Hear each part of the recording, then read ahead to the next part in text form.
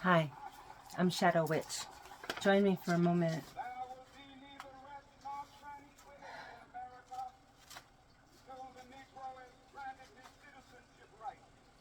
The whirlwinds of revolt will continue to shake the foundations of our nation until the bright day of justice emerges. But that is something that I must say to my people who stand on the warm threshold which leads into the palace of justice in the process of gaining our rightful places. We must not be guilty of wrongs to deeds. Let us not seek to satisfy our thirst for freedom by drinking from the cup of bitterness and hatred. Let us not drink from the cup of bitterness and hatred. Wow. Welcome. I'm Shadow Witch. Welcome to my circle. Today is January 28th, 2023. This is one of the most famous speeches we've ever had on American soil, as far as I'm concerned.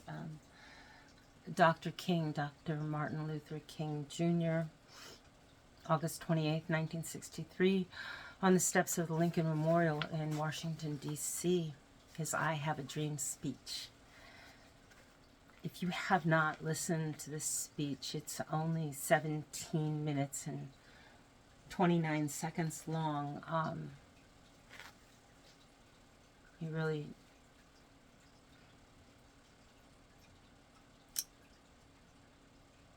I can't say enough about listening to it. It just feels like it changes you every single time you hear it, for the better. I know you've come here for magic and candle magic and spells, and because I'm a witch. But don't think that that's all we're about. The ancient witch, 1,000 years ago, even longer, we were the first herbalists, the first pharmacists, the first midwives, also the first advocates for social justice, the ones that defended those in the village that others targeted. We were the ones that were often hung or burnt at the stake, not because we actually practiced witchcraft, because we stood up for others in the community that were targeted unjustly for crimes that they had not committed. That is our history, and it goes back thousands of years.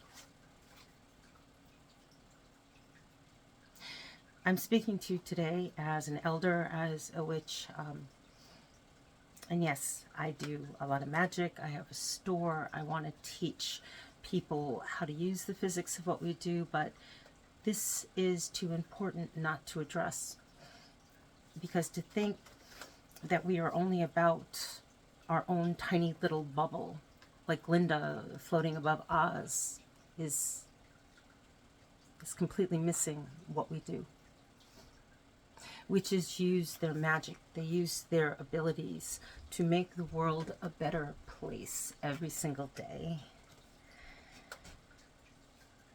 And I wanted to speak about this today because it's very important to me. I happen to have a real special attachment to this particular speech, to this particular moment in time, because when Dr. King was on the steps starting his speech on this day, I believe it was right before 11 a.m., I was being born. Not at this place, several states away, but at that moment my mother was giving birth to me.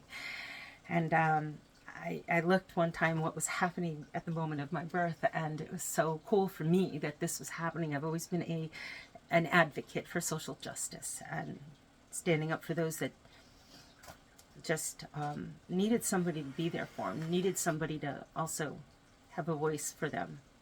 And I've tried to do that my whole life.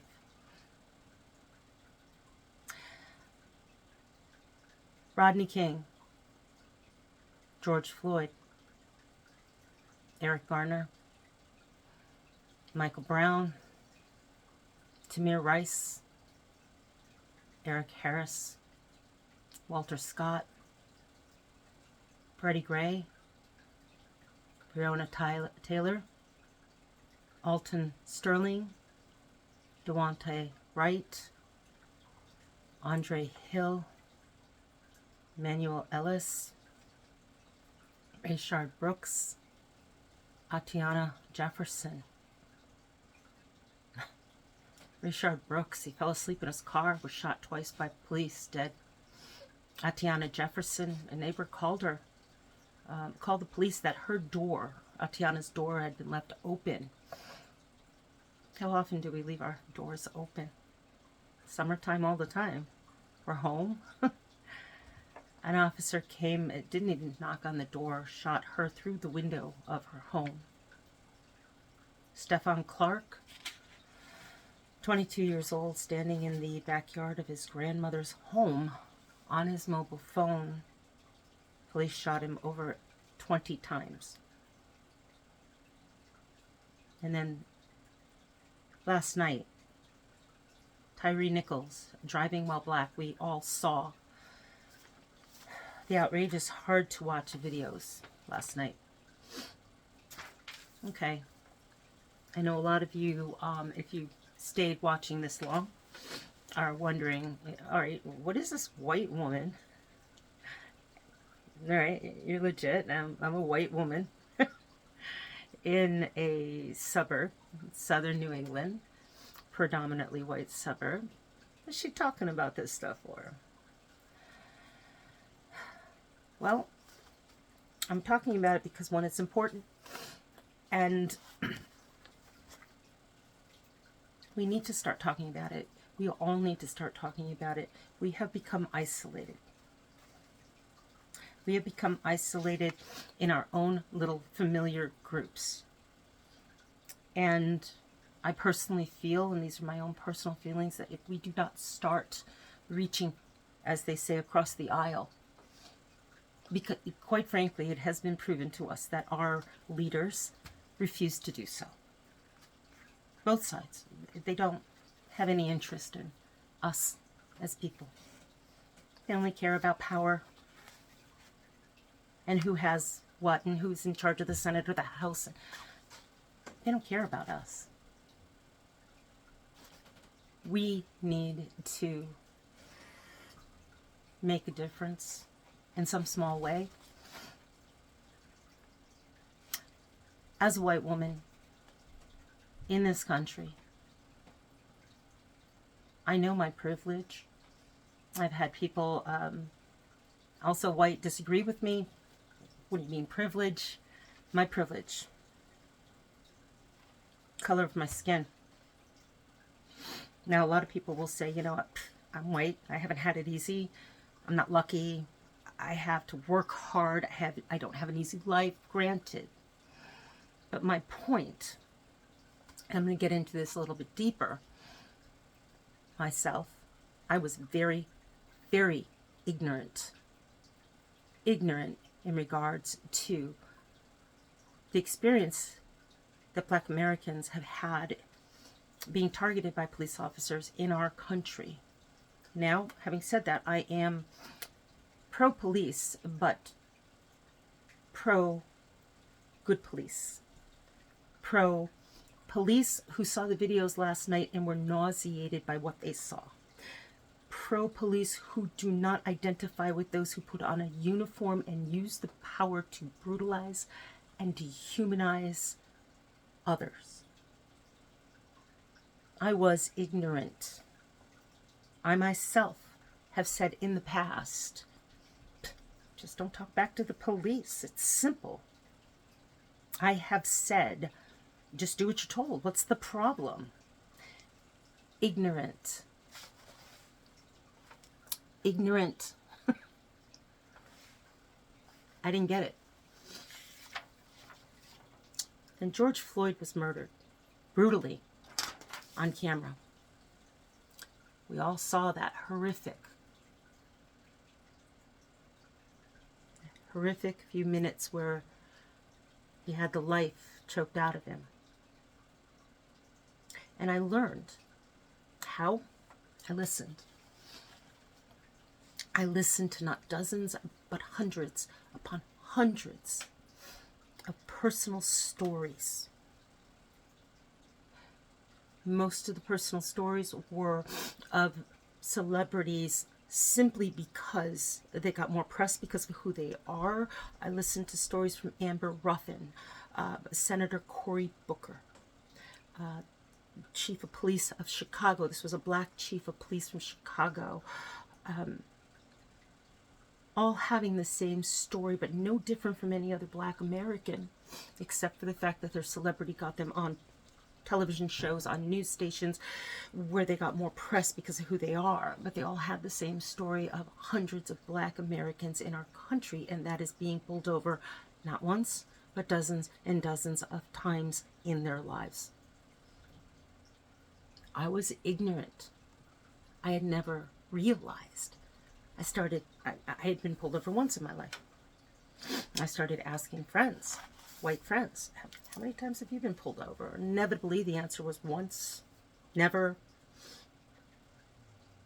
And listening to these stories, not ever expecting to understand, because I realized story after story after story, all I can do is try to listen. I'm never going to really get it. I'm never going to get it. I had one story of being pulled over by a police officer, and basically he almost hit my car because he was on his phone. He wasn't paying attention. He went right through the stop sign without his lights on, and all of a sudden I stopped, and then he stopped, and then I stopped, and then he stopped, and I finally went through, and then he pulled behind me and turned his lights on, and this buzz-cut Marine-looking guy with this, bulging veins, this white officer gets up, he's all angry, he's mad at me, screaming, and basically, he must have gotten yelled at by his wife that morning. But you know what? Never once in that entire confrontation, I just sat there, gave me a ticket, fine. Never once in that confrontation did I ever have it cross my mind that my life was ever in danger, that I was ever in any harm. I mean, he was being a real dick. He just was. Now, I didn't tell my husband because I knew, not that my husband would be upset with me, that he would have said, "What? How dare he speak to you like that?" You know what? We're going right up to that police station. We're going to talk to the chief of police. What the hell? I'll talk to the desk sergeant. No. And we would have, and probably would have gotten the ticket thrown out. But I realize now that's not something the average black American will do. They won't even think of that. Go up and talk to the chief of police? How dare you speak to my wife that way? That's white privilege. That's the privilege this color skin gives me. And I started listening to these stories, and I asked myself, how many times would I allow myself to be pulled over before I was like contacting the Attorney General or going totally to the top, totally outraged, totally, this is unacceptable. White privilege. I don't think it would have gone past 3. And black Americans are dealing with this dozens and dozens of times. And then I heard Senator Cory Booker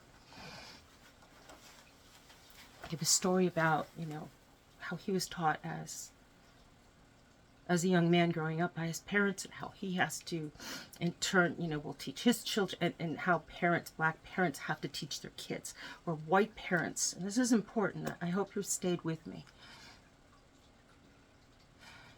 We need to understand how people in our country live. We don't live isolated just because we don't experience what other people experience. That's one of the problems of why we haven't fixed anything, because we stay isolated in our little bubble. That stuff that affects them isn't affecting me. We're grateful, but we don't go any further.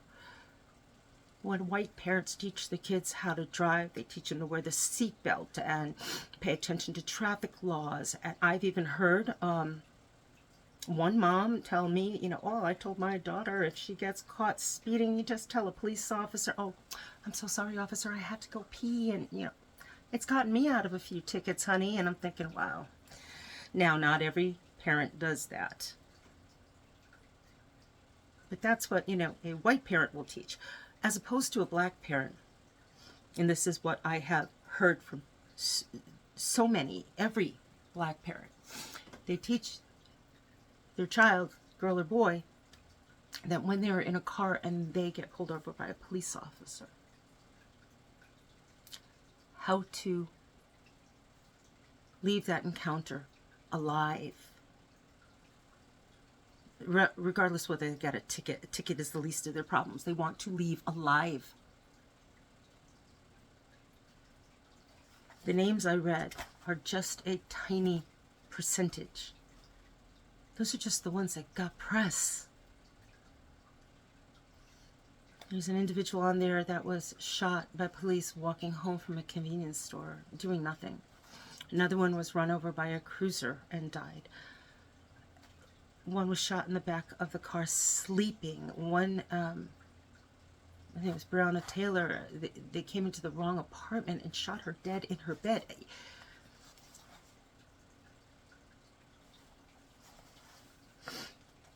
Watching Dr. King's I Have a Dream speech, he actually mentioned police brutality 60 years ago. This speech happened in August 28th. 60 years ago. His dream is still unrealized. Yes, segregation by law is no longer allowed in our country. So by law, we've gotten rid of segregation, but what are we still doing by choice? We're living in isolated pockets. We say we want peace. We say we want mass shootings to stop. We say we want acceptance, inclusion. We want the hate to stop. We have been fighting on this earth according to written history for over 5,000 years. And it continues because we have no intention on stopping the fighting. If we wanted to stop the fighting, we would. I mean, we've created computer technology. We've created artificial intelligence. We have the ability to divert asteroids, apparently, from destroying the earth. We fight because we want this. Many people watching this are witches or magical people. We're all isolated. I've talked to magical people. I've talked to a lot of people that I don't want to watch the news. It's too depressing. I don't want to know. This is happening in our world. I don't know. I kind of want to know. I wanted to know when COVID was coming because I wanted to keep safe. I care about what is happening to my fellow human being on the earth, in my country, on my planet. But we are isolating. We're isolating into our familiar groups, white, black, our different cultures, Christian, Jewish. Now the witch can be cultural as well as spiritual, or we isolate into our groups of Democrats, Republicans, independents. Sadly, I don't think it's ever going to change unless, I'm not trying to be fatalistic, unless we stop us versus them. How many times have you seen these cases of police brutality? And you go through your mind, well, what did that person do? Did they deserve it? That's completely and totally irrelevant until you're on that person's jury. And there's far too much of this going on social media and the judging and the Reddits and the, am I the whatever columns. You know what? Till you're sitting on a jury and somebody is, if not on the jury, you're being judged by a jury, innocent or guilty, we need to stop. The judgment is outrageous. And this is coming from someone who identifies with a group of people throughout history who were murdered, who were hung, who were burned, who were tortured. just simply because we had a belief that no longer fell in line with the church at the time. And to think it was a spiritual or religious belief was ridiculous. It wasn't. It was basically not converting to the new religion. These were herb women. These were midwives. These were people who the church decided to ban. They were forbidden. They were outlawed. And then they started to become exterminated. So today, how do we overcome this? Beginning of this beautiful speech, they were singing, "We shall overcome one day. We shall overcome one day." Until whites start to listen to the black experience, do not try to understand it. You're not black unless you are. You're not going to understand. Just listen. Just listen. Take the time to read the thousands of books that have been written. Listen to the stories. Black Americans. Ask. We're so scared to ask. What, are we going to be, somebody's going to get mad at? Fine. You know what? You want to say so? I'll take it. If I'm not understanding, I will take it. Please explain to me. Until whites start to listen to the black experience, do not try to understand, just listen. Until blacks start accepting that, no, not every white person is racist. Some of us are intensely anti-racist. Until every Republican starts to accept that not every Democrat is intent on destroying America. And every Democrat starts accepting that not every Republican aligns with Trump and insurrectionists. We are a country of humans, and as such, we need to stand up for our fellow neighbors, our fellow brothers and sisters, our fellow humans, whether black, white, young, old, women, men, gay, lesbian, trans, Jewish, Asian, Muslim. Muslim. You have never met a Muslim that had anything to do with 9/11. So just stop. And those that want to come at me with that argument, there were no Muslims on January 6th at the Capitol. Others do not have to live like you. Others do not have to love like you. Others do not have to look like you. We're all human. Isn't that enough? We say we need police reform. We do. We say we need mental health reform. We do. But when we say these words, we're pointing away from us toward others. I learned from George Floyd.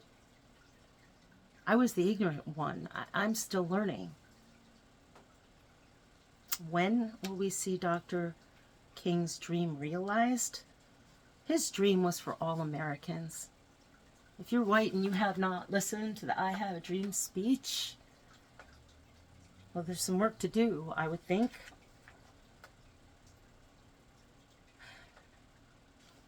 When I hear of an attack on a black person, I feel as if it's an attack on me. I hope the day comes where every American feels the same way.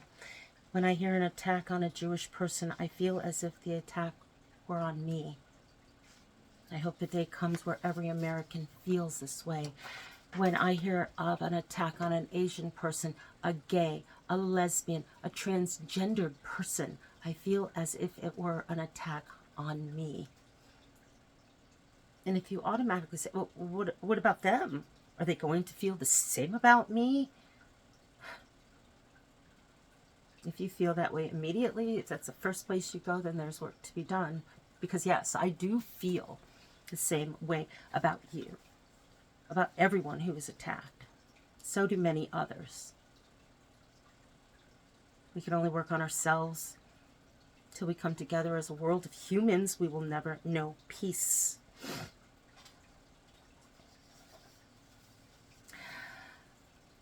I like what Neil deGrasse Tyson said recently about viewing the Earth from the moon. I will paraphrase. was watching him on a late night talk show, and he's great. I really like him. He said, you see the Earth from the moon. There are no borders. It's just a planet inhabited by humans, like a spaceship going through space. We're all on the same spaceship. Till we lose the us versus them, we're never gonna get the peace we ask for, we want. I've never met anybody that if I ever asked, you know, do you want peace? My goodness, can you imagine somebody saying, no, I want the carnage. I'd like the death and destruction. Wow, that's a scary person. I don't know. If somebody ever said that, I'd be like, whoa, I need to stay away from you. I can't imagine anybody ever saying anything, but of course, we all want peace on earth. So what are we waiting for?